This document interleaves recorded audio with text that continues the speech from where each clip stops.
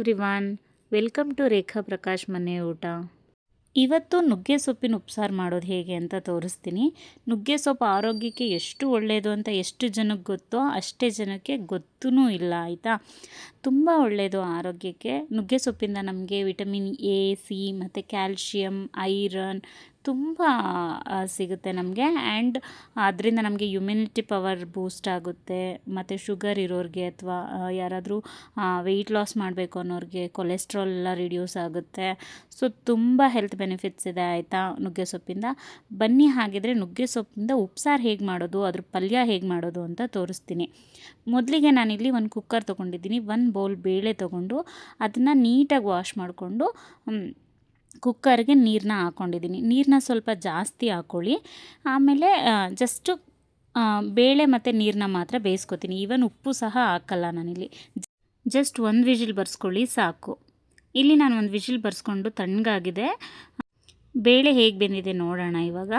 ನೋಡಿ, ಇಷ್ಟು ಬೆಂದಿರಬೇಕಷ್ಟೇ, ಕೈಗೆ ಸಿಗದೇ ಇರೋ ಥರ ಬೇಯಿಸ್ಕೋಬಾರ್ದು. ಅದಾದಮೇಲೆ ನಾನು ಸ್ಟವ್ನ ಮತ್ತೆ ಹಚ್ಕೊಂಡು ನೀಟಾಗಿ ವಾಶ್ ಮಾಡ್ಕೊಂಡಿರೋ ಅಂಥ ನುಗ್ಗೆ ಸೊಪ್ಪನ್ನ ಬೇಳೆ ಜೊತೆಗೆ ಹಾಕ್ಕೊಂಡಿದ್ದೀನಿ. ಬೇಳೆ ಅಂದರೆ ಅದರಲ್ಲಿ ಬೇರೆ ಏನೂ ಇಲ್ಲ, ಬೇಳೆ ಮತ್ತು ನೀರು ಅಷ್ಟೇ ಹಾಕ್ಕೊಂಡಿರೋದು. ವೆರಿ ಸಿಂಪಲ್ ಇದನ್ನು ಮಾಡೋದು. ಅದ್ರ ಜೊತೆಗೆ ಇವಾಗ ನಾನು ತೊಳೆದಿಟ್ಕೊಂಡಿರೋ ಅಂಥ ನುಗ್ಗೆ ಸೊಪ್ಪನ್ನ ಹಾಕ್ತೀನಿ. ಜಸ್ಟ್ ಹಾಗೆ ಸೊಪ್ಪನ್ನ ಹಾಗೆ ತುಂಬ್ತೀನಿ ಅಷ್ಟೇ. ಸೊಪ್ಪನ್ನ ತುಂಬಾದಮೇಲೆ ಮೇಲೆ ನಾನು ಸ್ವಲ್ಪ ಉಪ್ಪು ಮತ್ತು ಖಾರದ ನೀರನ್ನ ಹಾಕೋತೀನಿ. ಮತ್ತು ನುಗ್ಗೆ ಸೊಪ್ಪು ಉಪ್ಸಾರು ಮಾಡಬೇಕಾದ್ರೆ ಕೇರ್ಫುಲ್ಲಾಗಿ ಮಾಡಬೇಕಾಗಿರೋದು 2 ವಿಷಯ. ಬೇಳೆ ಬೇಯಿಸ್ಬೇಕಾದ್ರೆ ಸ್ವಲ್ಪ ನೀರು ಜಾಸ್ತಿ ಹಾಕ್ಕೋಬೇಕು ಮತ್ತು ಉಪ್ಪನ್ನ ಸ್ವಲ್ಪ ಕಮ್ಮಿ ಹಾಕ್ಕೋಬೇಕು. ಯಾಕಂದರೆ ನುಗ್ಗೆ ಸೊಪ್ಪು ತುಂಬ ಬೇಗ ನೀರನ್ನ ಹೀರ್ಕೊಳ್ಳುತ್ತೆ ಮತ್ತು ಉಪ್ಪನ್ನು ಅಷ್ಟೇ ಬೇಗ ಹಿಡ್ಕೊಳ್ಳೋದ್ರಿಂದ ಸ್ವಲ್ಪ ಉಪ್ಪಾಗೋ ಚಾನ್ಸಸ್ ಇರುತ್ತೆ. ಅಗತ್ಯಕ್ಕಿಂತನೂ ಸ್ವಲ್ಪ ಕಮ್ಮಿ ಹಾಕ್ಕೊಳ್ಳಿ ಉಪ್ಪನ್ನ ನುಗ್ಗೆ ಸೊಪ್ಪು ಉಪ್ಸಾರಿಗೆ. ಸೊ ಇದು ಇವಾಗ ನೀಟಾಗಿ ಕುದೀತಾ ಇದೆ. ನಾನೇನು ಮಾಡಿಲ್ಲ, ಜಸ್ಟ್ ಸೊಪ್ಪನ್ನ ತುಂಬಿಟ್ಟು ಉಪ್ಪು ಒಂದು ಖಾರದ ನೀರು ಹಾಕಿದ್ದೆ. ಅದಾದಮೇಲೆ ನಾನು ಟಚ್ಚೇ ಮಾಡಿರಲಿಲ್ಲ. ಅದು ನೀಟಾಗಿ ಕುದಿಯೋಕ್ಕೆ ಸ್ಟಾರ್ಟ್ ಆದಮೇಲೆ ನಾನು ಸೊಪ್ಪನ್ನ ತಿರುಗಿಸ್ಕೊತಾ ಇದ್ದೀನಿ. ನೋಡ್ತಾ ಇದ್ದೀರಾ, ನಾನು ಕುದಿಯೋಕ್ಕೆ ಸ್ಟಾರ್ಟ್ ಆದಮೇಲೆ ನೀಟಾಗಿ ಸೊಪ್ಪನ್ನ ತಿರುಗಿಸ್ಕೊತಾ ಇದ್ದೀನಿ. ತಿರುಗಿಸಾದ್ಮೇಲೂ ಸ್ವಲ್ಪ ಕುದಿಯೋಕ್ಕೆ ಬಿಡಬೇಕು. ನೋಡಿ, ಆ್ಯಕ್ಚುಲಿ ಎಷ್ಟು ಚೆನ್ನಾಗಿ ಕುದೀತಾ ಇದೆ ಅಂತ. ಅದ್ರ ಕಲರ್ ನೋಡಿ ಎಷ್ಟು ಸಖತ್ತಾಗಿದೆ ಅಂತ. ಈ ಉಪ್ಸಾರು ತಿಂತಾಯಿದ್ರೆ ಇನ್ನೊಂದು ಸಲ ಮಾಡ್ಕೊಂಡು ತಿನ್ನೋಣ ಅನ್ನೋಷ್ಟು ಚೆನ್ನಾಗಿರುತ್ತೆ, ಟೇಸ್ಟಿಯಾಗಿ, ಗೊತ್ತಾ. ಇವಾಗ ಸೊಪ್ಪು ಬೇಳೆ ಎಲ್ಲ ಚೆನ್ನಾಗಿ ಬೆಂದಮೇಲೆ ನಾನು ಇದನ್ನು ಸೊಪ್ಪು ಸೋರು ಹಾಕೋದ್ರಲ್ಲಿ ಸೋರು ಹಾಕೋತೀನಿ. ಯಾಕಂದರೆ ಪಲ್ಯ ಮಾಡಬೇಕಲ್ವಾ, ಅದಕ್ಕೋಸ್ಕರ ಉಪ್ಸಾರು ಮತ್ತು ಸೊಪ್ಪನ್ನ ಬೇರೆ ಮಾಡ್ಕೋತೀನಿ. ಮತ್ತು ಇಲ್ಲಿ ಹೊಗೆ ಬರ್ತಾಯಿದೆ ತುಂಬ, ನಿಮಗೆ ನೀಟಾಗಿ ಕಾಣ್ತಾ ಇಲ್ಲ. ಸೊಪ್ಪೆಲ್ಲ ಸೋರು ಹಾಕೋದು ತುಂಬ ಬಿಸಿ ಇತ್ತು, ಅದಕ್ಕೋಸ್ಕರ. ಸೊ ಇವಾಗ ನೋಡಿ ಸೊಪ್ಪು ಎಷ್ಟು ನೀಟಾಗಿ ಕಾಣ್ತಿದೆ ಅಂತ. ಸೊ ಇದು ಸಪ್ರೇಟ್ ಮಾಡ್ಕೊಂಡಾದಮೇಲೆ ಇದನ್ನು ಒಗ್ಗರಣೆ ಮಾಡ್ಕೋಬೇಕು. ಒಗ್ಗರಣೆ ಮಾಡ್ಕೊಳ್ಳೋಕೆ ಏನೇನು ಬೇಕು ಅಂತ ಅಂದರೆ ಜಾಸ್ತಿ ಏನು ಬೇಡ. ಈರುಳ್ಳಿ, ಒಣಮೆಣ್ಸಿನ್ಕಾಯಿ ಮತ್ತು ಜಾಸ್ತಿ ತೆಂಗಿನ ತುರಿ ತೊಗೊಳ್ಳಿ, ಫ್ರೆಶ್ ತೆಂಗಿನ ತುರಿ ತೊಗೊಳ್ಳಿ. ಇವಾಗ ನಾನು ಒಂದು ಬಾಣಲಿ ತೊಗೊಂಡು ಅದಕ್ಕೆ ಸ್ವಲ್ಪ ಎಣ್ಣೆ ಹಾಕ್ಕೊಂಡಿದ್ದೀನಿ. ಕಾದ್ಮೇಲೆ ಅದಕ್ಕೆ ಡೈರೆಕ್ಟಾಗಿ ಒಣಮೆಣ್ಸಿನ್ಕಾಯಿ ಹಾಕೋತೀನಿ. ಒಣಮೆಣ್ಸಿನ್ಕಾಯಿ ಜಾಸ್ತಿ ಕಪ್ಪಾಗಕ್ಕೆ ಬಿಡಬೇಡಿ. ಸ್ವಲ್ಪ ಈ ಥರ ಸ್ಟಿರ್ ಮಾಡಿಬಿಟ್ಟು ಈರುಳ್ಳಿ ಹಾಕೋತೀನಿ ಹಿಂದೆಲೇ. ಆದರೆ ಈರುಳ್ಳಿನ ಮಾತ್ರ ಚೆನ್ನಾಗಿ ಬೇಯಿಸ್ಕೋಬೇಕು.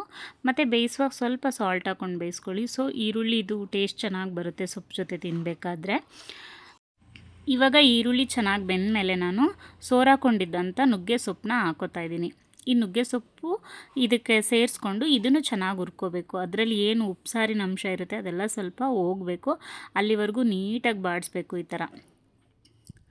ಆ್ಯಕ್ಚುಲಿ ಎಷ್ಟು ಚೆನ್ನಾಗಿರುತ್ತೆ ಅಂದರೆ ಉಪ್ಸಾರನ್ನೂ ಇಷ್ಟಪಡ್ತೀರಾ ನೀವು. ಉಪ್ಸಾರು ಜೊತೆ ಇರೋವಂಥ ಈ ನುಗ್ಗೆ ಸೊಪ್ಪಿನ ಪಲ್ಯನೂ ತುಂಬ ಇಷ್ಟಪಡ್ತೀರಾ. ಒಂದು ಸಲ ಮಾಡ್ಕೊಂಡು ಟ್ರೈ ಮಾಡಿ, ಟೇಸ್ಟ್ ಮಾಡಿಕೊಂಡು ನಿಜವಾಗ್ಲೂ ಫಿದಾ ಆಗಿಬಿಡ್ತೀರ. ಅಷ್ಟು ಚೆನ್ನಾಗಿರುತ್ತೆ ನುಗ್ಗೆ ಸೊಪ್ಪಿನ ಉಪ್ಸಾರು, ಗೊತ್ತಾ. ಅದೆಲ್ಲ ಚೆನ್ನಾಗಿ ಬೆಂದ ಮೇಲೆ ನಾನು ನೀಟಾಗಿ ಸ್ಟವ್ ಆಫ್ ಮಾಡ್ಕೊಂಡಾದಮೇಲೆ ತೆಂಗಿನ ತುರಿನ ಹಾಕೋತಾ ಇದ್ದೀನಿ. ಇದಕ್ಕೆ ಸ್ವಲ್ಪ ತೆಂಗಿನ ತುರಿ ಜಾಸ್ತಿ ಹಾಕ್ಕೊಂಡ್ರೆ ಟೇಸ್ಟ್ ಸಖತ್ತಾಗಿರುತ್ತೆ. ಅದಕ್ಕೋಸ್ಕರ ನಾನು ಚೂರು ಜಾಸ್ತಿ ಹಾಕ್ಕೊಂಡಿದ್ದೀನಿ. ನೀವು ನೋಡ್ತಾ ಇದ್ದೀರಾ ಅಲ್ವಾ, ನೋಡೋಕ್ಕೇ ಎಷ್ಟು ಚೆನ್ನಾಗಿ ಕಾಣ್ತಾ ಇದೆ ಅಂತ. ಆ್ಯಕ್ಚುಲಿ ನನಗಂತೂ ಫೇವ್ರೇಟ್ ಅಂತಲೇ ಹೇಳ್ಬೋದು ನುಗ್ಗೆ ಸೊಪ್ಪಿನ ಉಪ್ಸಾರು. ನೀವು ಒಂದು ಸಲ ಮಾಡ್ಕೊತೀನಿ, ಖಂಡಿತ ನಿಮ್ಗೆ ಇಷ್ಟ ಆಗುತ್ತೆ. ಸೊ ನೋಡ್ತಾ ಇದ್ದೀರಾ ಎಷ್ಟು ಚೆನ್ನಾಗಿ ಬಂದಿದೆ ಅಂತ. ಪಲ್ಯ ಆದಮೇಲೆ ಸೋರಾಕೊಂಡಿರುವಂಥ ಉಪ್ಸಾರನ್ನ ಇನ್ನೊಂದು ಸ್ವಲ್ಪ ಕುದಿಸ್ಕೋಬೇಕು. ಇಲ್ಲಿ ಈ ಸ್ಟೇಜಲ್ಲಿ ನಾವು ಉಪ್ಪು ಸಪ್ಪೆ ಚೆಕ್ ಮಾಡಿಕೊಂಡು, ಸಪ್ಪೆ ಇದ್ದರೆ ಸ್ವಲ್ಪ ಆ್ಯಡ್ ಮಾಡ್ಕೋಬೇಕು. ಇಷ್ಟೇ ನೋಡಿ ನುಗ್ಗೆ ಸೊಪ್ಪು ಉಪ್ಸಾರು ಮಾಡೋದು. ಎಷ್ಟು ಸಿಂಪಲ್ ಅಲ್ವಾ? ಆ್ಯಂಡ್ ಈ ನುಗ್ಗೆ ಸೊಪ್ಪಿನ ಉಪ್ಸಾರು ಮುದ್ದೆ ಜೊತೆ ಬೆಸ್ಟ್ ಕಾಂಬಿನೇಷನು. ನುಗ್ಗೆ ಸೊಪ್ಪು ಉಪ್ಸಾರು, ಪಲ್ಯ, ಬಿಸಿ ಮುದ್ದೆ, ಬಿಸಿ ಅನ್ನ ಎಷ್ಟು ಚೆನ್ನಾಗಿರುತ್ತೆ ಗೊತ್ತಾ? ಸಕ್ಕತ್ತಾಗಿರುತ್ತೆ. ಯಾರೆಲ್ಲ ಈ ವಿಡಿಯೋನ ಸಬ್ಸ್ಕ್ರೈಬ್ ಮಾಡ್ದಲೇ ನೋಡ್ತಾ ಇದ್ದೀರೋ ಪ್ಲೀಸ್ ಒಂದು ಸಬ್ಸ್ಕ್ರೈಬ್ ಮಾಡ್ಕೊಂಡು ನೋಡಿ. ಹಾಗೆ ಈ ವಿಡಿಯೋ ನಿಮಗಿಷ್ಟ ಆಗಿದರೆ ಲೈಕ್ ಮಾಡಿ, ಶೇರ್ ಮಾಡಿ, ಕಾಮೆಂಟ್ ಮಾಡಿ. ರೆಸಿಪಿನ ನೀವು ಒಂದು ಸಲ ಟ್ರೈ ಮಾಡಿ, ಖಂಡಿತ ನಿಮಗೂ ಇಷ್ಟ ಆಗುತ್ತೆ. Thank you so much.